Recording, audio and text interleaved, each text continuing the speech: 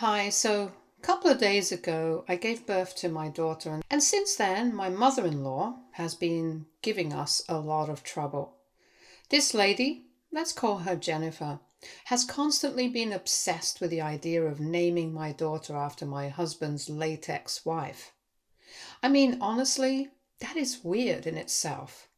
But she went to extraordinary heights to make sure that this happened, and so my husband and I have decided to cut her off for now because she's being a little too much to deal with.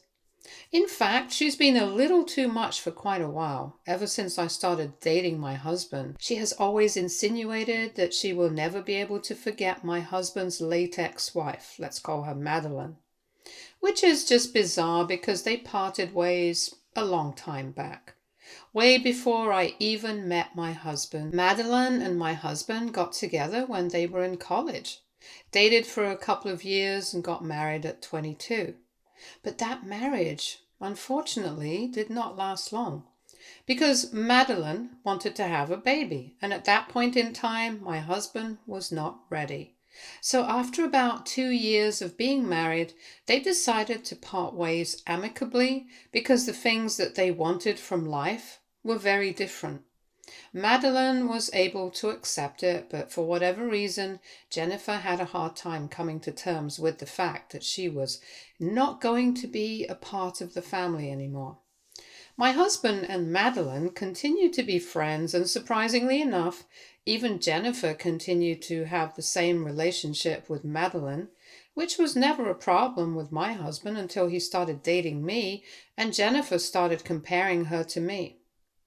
My husband and I met 3 years after his divorce, and after 6 months of dating, he decided to introduce me to his family, and I got along well with everyone apart from Jennifer because she kept talking about Madeline throughout the dinner. It was just weird, and neither of us were comfortable with it. But we had no idea what was in store. Because as we grew closer and our relationship got more serious, I realized that for Jennifer, I was never going to be good enough because she had her heart set on Madeline and she would always compare her to me, try to make me feel like I was not good enough, and basically belittle me, which was sad because I actually didn't have a problem with Madeline. She and my husband had parted ways on good terms, and they had continued to be friends, and while they were not exactly close friends, they were nice to each other whenever they met, along with the rest of their friend circle.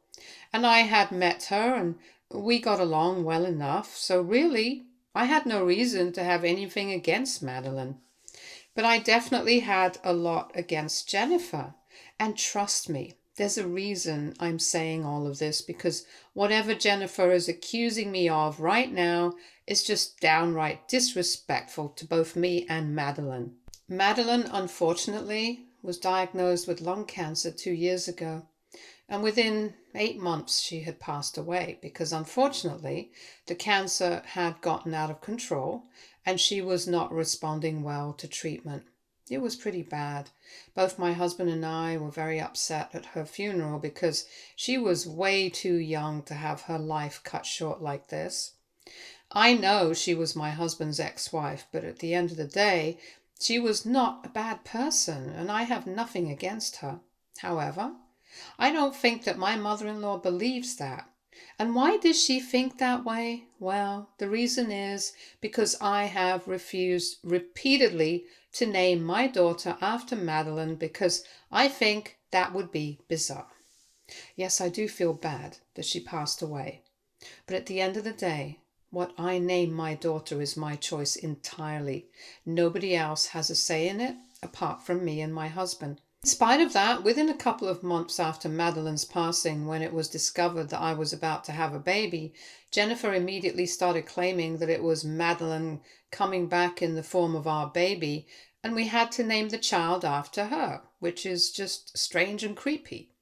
We shut that whole thing down immediately, but even after that, she kept insinuating that we owed it to Madeline, especially my husband, because the reason they had separated was because he didn't want to have a baby with her, since he was not ready, and now he was having a baby with me, which is what she had always wanted, and the timing was nothing short of predominant. So he owed it to her, according to Jennifer, and she kept dropping hints that this is something that had to be done, but we did not pay any heed to her. And even after we found out that the baby was going to be a girl, and she started insinuating these things even more strongly, we continued to ignore her, because we were going to do what we wanted. Ultimately, at our baby shower, we announced what we were going to name the baby, and obviously it was not after Madeline, and didn't have anything to do with her name, even remotely. Jennifer was visibly upset, but she didn't say anything, thankfully, and we thought that since we had made it clear that she was not getting the baby named after Madeline, she was over it and had accepted our decision. But we had no idea how mistaken we were, because a couple of days ago we found out what Jennifer had been trying to do at the hospital, and I don't even know where to begin. It was all so insane. Basically, while we were in the hospital, she decided to request for a copy of the form that we had to fill in for the birth certificate, claiming that we had requested the hospital authorities to leave us alone for a while, and she would be dealing with all those formalities since we wanted to spend our time with the baby. They did give her a copy of the form, but they could tell that there was something very fishy about this whole situation, so they decided to contact us. And they decided to do it just in the nick of time because my mother-in-law had filled in the whole form by herself. She had written down the name she wanted our daughter to have, inspired by Madeline's name, and she had even forged our signatures. She was about to submit it, but thankfully we had already spoken to the hospital authorities by then, and she was escorted out of the property afterwards. We didn't even bother to find out what happened, and in fact, I was not even told about any of this until much later because my husband did not want me to worry about these nonsensical things until I was in the clear. And I'm very glad that he didn't tell me because I'm pretty sure that I would have slapped the woman or something. She's a lot older than me, and I probably shouldn't say it, but honestly, that's exactly how I felt when my husband told me about what she had tried to do. I mean, insisting on things and wanting things to be done your way is one thing, but actually going to the extent of forging signatures? I mean, that's just crazy. Anyway, after that, we had made up our minds that she could not be a part of the family anymore, and that we did not want anything to do with her. Obviously, that also meant that she was going to be forbidden from visiting to see the baby, and she was going to be left all on her own. But that was her problem to deal with right now, not ours. We were parents to a newborn. We had a lot to deal with on our plate as it is, and we couldn't deal with this insanity, and naturally, she has not taken it well. She's refusing to acknowledge the fact that this is all her own fault, and she's trying to make it seem like I'm the one responsible for all of this because apparently I'm the one forcing my husband to forget his past because I'm insecure and jealous of Madeline. That's what she's implying, that I'm insecure and jealous of somebody who's not even here anymore.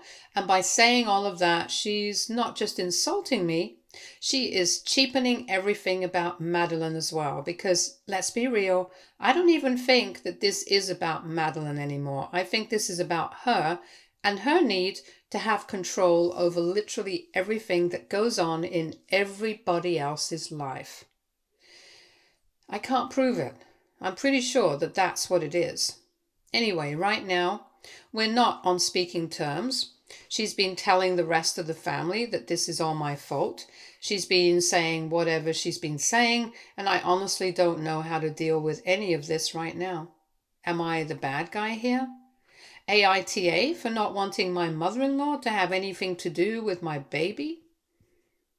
Update 1. Hey, so it's been a couple of days since my previous update, and I have decided I'm definitely going to answer to all of her claims because this cannot go without a reply.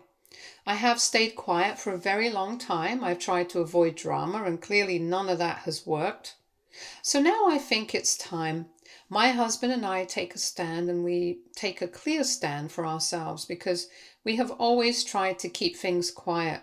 We have always tried to stay out of drama. We have never responded to any of the things that she has said, even when she has made both of us uncomfortable, by repeatedly insisting that we name our daughter after Madeline, and by constantly comparing me to her and putting me down. And we've never said anything about it, but I think that's a certain line that cannot be crossed, and that has been crossed.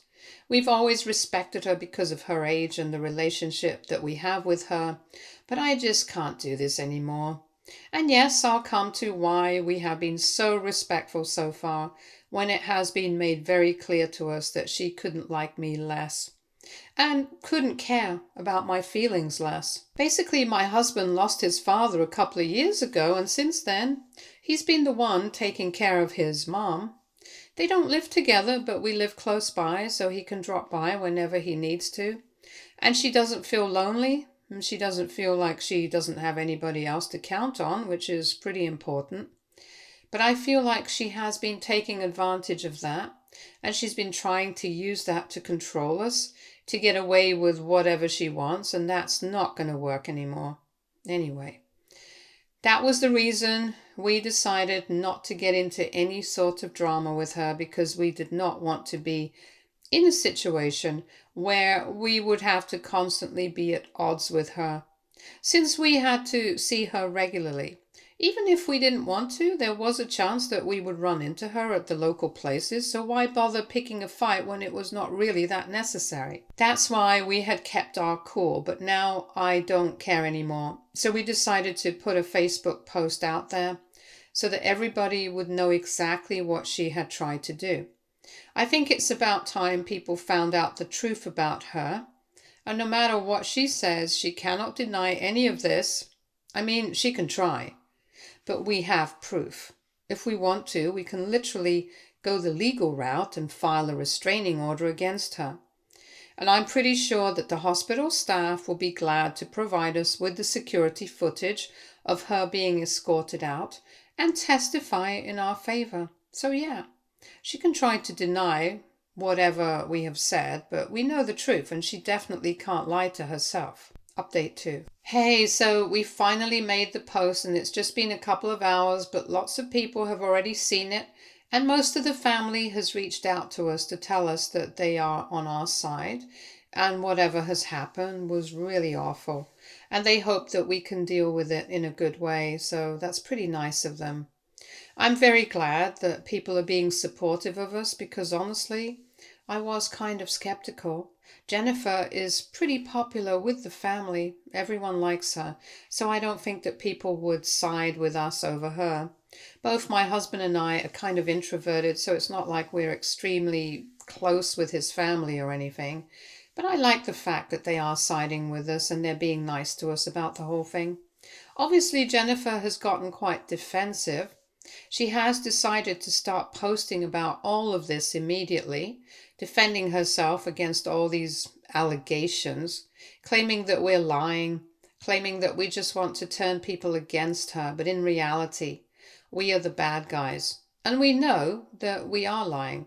She's made quite a few posts about the whole thing, trying to act like she's not the kind of person we're making her out to be, pretending that we are villains and all of that, and it's really ridiculous, because by now, I guess pretty much everyone knows that they want to believe us and not her. Nobody has any faith in her whatsoever, and yet that has not stopped her from going out of our way to try and make us the bad guys. And I know this for a fact because nobody has been commenting on her posts trying to support her or anything, which is not the case with us. Nobody's even liking her posts. I think people are being very careful about all of this, since social media does mean something nowadays, I guess, and I'm supposing nobody wants to be associated with anything she's talking about, but whatever. At the end of the day, we have done whatever we had set out to do. We've spoken our truth, and that's all that matters. Anyway, all that aside, things with the baby are going really well, and I'm very happy that we have decided to cut Jennifer out of our lives, because honestly, with her, I think all of this would have been a lot more drama.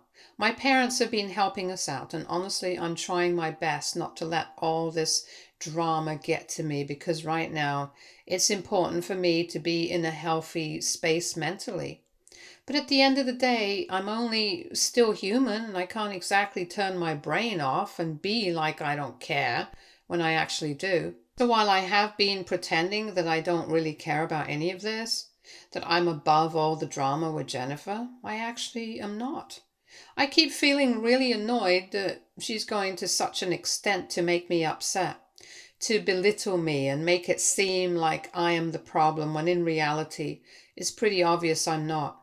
I don't understand why she has something against me in the first place. I've never really done anything to her, and I have never been anything but kind to her.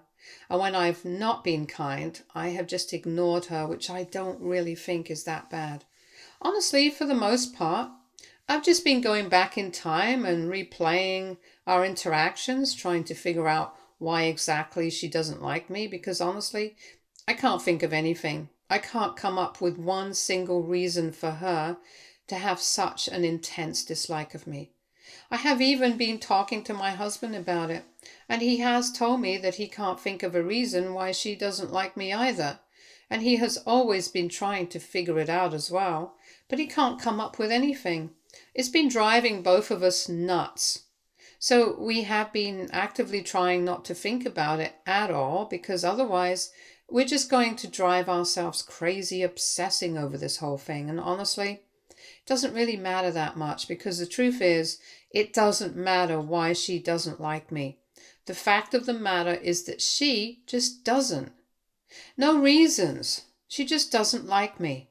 And I guess this is just one of those places where you have to accept the fact that you don't need to give somebody a reason to not like you. Some people just decide that they are not going to like you one day and stick to that decision for the rest of their lives, even if it affects them in a worse way than it does you, because clearly that's exactly what's happening right now. I still have my husband by my side. I still get to be around my baby, but she's the one who's losing out on time with her son and grandchild. So really, the fact that she's choosing to hate me, even though it's turning out to be much worse for her than it is for me, just speaks volumes about her priorities. Update 3.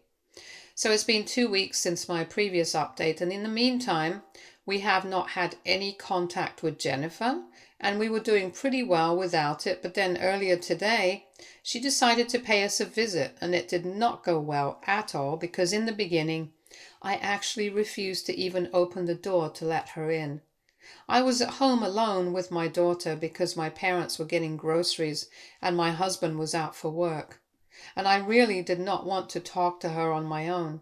I did not want anything to do with her by myself. But she decided not to leave me alone, and she kept banging on the door, insisting I open up and speak to her because it was actually me that she was here to see. I kept telling her on the intercom that I really did not want to talk to her, that I wanted her to leave me in peace, especially because the baby was napping and I did not want her to wake up because of all the banging. But Jennifer couldn't care less. She kept telling me she needed to talk to me about all of this that was going on, because at the end of the day, this was ruining her relationship with her son, and she wanted a fair chance to bond with her granddaughter. And because it was happening because of me, she thought it was only fair for me to at least discuss things with her, so we could smooth everything out and fix things. After a while, I was literally on the verge of tears, and I had to tell her that if she did not leave, then I would be forced to call the cops, or worse. I would end up calling my husband, and then he would get involved, and that would further ruin any chances of her having a relationship with her granddaughter. I guess that scared her a little, so she decided to tell me that she would be back in the evening when her son was around, but she definitely would be speaking to me today. So now I'm just waiting for the evening to roll around. And I've already spoken to my husband, obviously. I told him whatever she said, and he has told me that he's going to come back home and deal with the whole situation, and I'm not going to be bothered by her again. And if things go too far, then he's going to speak to his lawyer. He's going to file for a restraining order, because as it is, this cannot go on. especially with our newborn, because in the end, she definitely did end up fussing a lot because she was woken up by grandmother and her insistent banging on the door, and I can't afford for that to happen again. As it is, new moms have it quite hard, and I don't want her adding to my troubles. Update 4. So it's been a couple of hours since my previous update, and like Jennifer had promised, she did show up a couple of minutes after my husband came back home from work. I was at home, but I had asked my parents to take over babysitting duties for my daughter because I did not want her to be at home when my mother-in-law came around, because I was pretty sure that there was going to be a lot of screaming and shouting. I didn't want her to face that. I'm lucky I did, because that's exactly what had happened. Jennifer came around 15 minutes after my husband came back home from work. And as soon as we had sat down together to have the discussion that she wanted, she immediately started blaming me for everything that had happened. She started telling my husband that he was losing sight of what was important, and it was all because of me, because I was manipulating him to be believing that was all that matters. When in reality, he also had to respect his past, and he couldn't do that if he tried to keep forgetting Madeline and what kind of role she had played in his life. She also started guilt-tripping him unnecessarily about the fact that he had broken up with Madeline over the fact that he couldn't farm the idea of having kids with her at that age, and yet here he was, married to me, and was having a baby right after she passed away, and yet he couldn't even do the decent thing and name the baby after her, which would have been the right thing to do in her honor, and she thought that he was failing her. Then she came back to me and started telling me that she was totally disappointed in me because she had always given me a chance to prove myself to be a good daughter-in-law, but I had failed on every front, and that's why she was never going to be able to stop comparing me to Madeline, because Madeline had always been the perfect wife, the perfect daughter-in-law, and if given the chance, she knew for a fact that she would have been the perfect mother as well. And that's not something that she can expect from me, clearly. I don't have my act together, which is what she believes, since my behavior in the afternoon when she had come around, I had refused to open the door to her and had been downright disappointing and offensive to her. It's literally just bizarre that that was the reason why she doesn't think I'm going to be a good mom. But anyway, it doesn't matter what she thinks, because I know I'm going to be a good mom. And I know that she's just really crazy. Anyway, while she was saying all these offensive things, my husband was trying to defend himself and me. But she was speaking over him. And after a while, he got really annoyed and started screaming at her. And that's when she started turning tables, saying that she had not expected him to start yelling at her, and this was just proof of the fact I was controlling him, because there was no reason for him to get so defensive and offended over something that was simply not true, and she was only stating the facts, so there was no need for him to get so worked up about it. It was getting really annoying because she was pretending as if we were being hysterical, and she was not saying anything that problematic at all, when that was obviously not the case. I mean, you guys can clearly tell from whatever I have said so far. Besides, the woman who had literally tried to change our baby's name and forged our signatures to get her way was talking about us acting crazy. So naturally, we were going to take that with a pinch of salt. Anyway, after a while, the whole thing just turned into a shouting match. And both mother and son were just screaming at each other, and I was trying to get my husband under control because honestly, I have never seen him fly into such a rage like this ever before. He's usually a very calm, composed guy, but for him to lose his cool like that, I knew that Jennifer had crossed the line and she can't take this back, no matter how much she wants to. And at that point, I was not even concerned about her. I was just trying to get my husband to calm down, and I was trying to get her to leave us alone because I really did not want her around. Then all of a sudden, my husband made some comment about how he never wanted to see her again and he was done with her. And I guess something in her just snapped, because then Jennifer decided to lift a small flower vase that we keep on the coffee table and threw it on the floor with such force that it shattered into smithereens immediately. It was all over the place and I was horrified, but she still kept screaming, and I decided to take out my phone and record her yelling like a banshee, and that offended her even more. So she started trying to attack me, trying to grab the phone out of my hands, and that was when my husband got involved and pushed her out of the house. She kept yelling at us even when she was outside. She kept banging on the door until we called the cops, and that's how this discussion finally came to an end. The bottom line is, we don't want anything to do with her anymore. We're done dealing with her insanity, and now we are definitely going to speak to our lawyer and file for a restraining order, because we cannot keep dealing with this. In fact, we shouldn't even be expected to, because there's clearly something wrong with her. And until she can act normal, she has no right to be around me or my husband, and at least of all, my baby.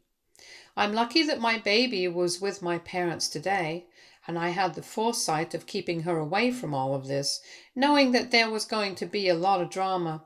But I definitely can't do that every day, so now things have to be done the hard way, and honestly, I'm totally fine with it, as long as it means she's going to stay away from us from now onwards. Update 5. So it's been a month and a half since my previous update, and we finally have a restraining order against Jennifer. Yay! Now we are finally safe from her, because we have also moved away from our old home. I wanted to be closer to my parents, so we found a house near them, and we bought it so we don't even have to worry about rent anymore. It was a bit expensive, but my parents helped us out with the money, and I'm very glad they did. Obviously, Jennifer has no idea about our current address, and I don't think that we're going to tell her. And everybody else in the family has also been warned, so we are safe on that front at least. It was a lot of drama. It was quite hectic. But at least it's over now, and now my only focus is going to be my baby. It's been great. She's been the silver lining in all of this, and my husband and I have never been happier or closer. Stay tuned for more stories from our girl relationships.